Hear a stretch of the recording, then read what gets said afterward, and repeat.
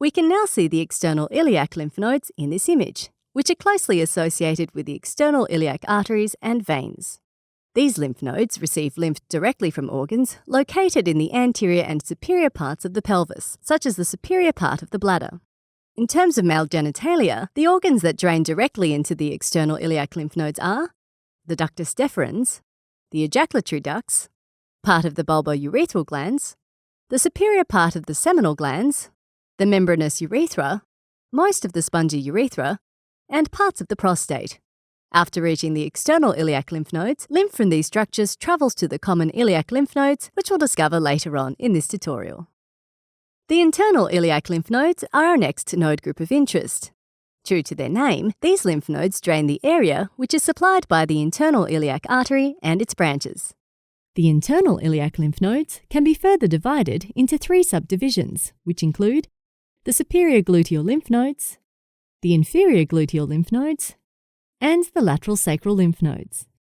The parts of the male genitalia that drain into the internal iliac nodes are the prostate, the prostatic urethra, the membranous urethra, the proximal portion of the spongy urethra, part of the bulbourethral glands, and the inferior part of the seminal glands. Just like the external and internal iliac arteries and veins have a related common iliac structure, the lymphatic system has that too. These are the common iliac lymph nodes sitting around the common iliac artery. The common iliac lymph nodes collect lymph from both the internal and external iliac nodes. In addition to that, just like the common iliac artery is the root artery for all arteries of the lower limbs and most pelvic organs, the common iliac lymph nodes similarly receive lymph drained from these regions too.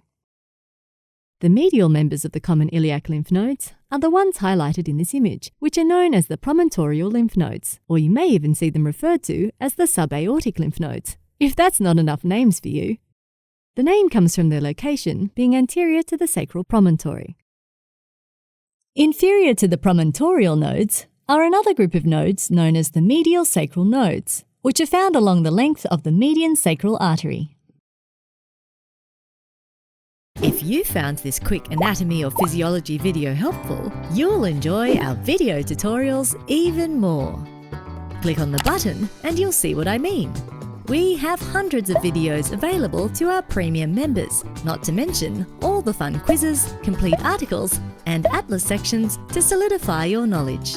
Click on the button in the middle to watch the full-length video and master anatomy and physiology.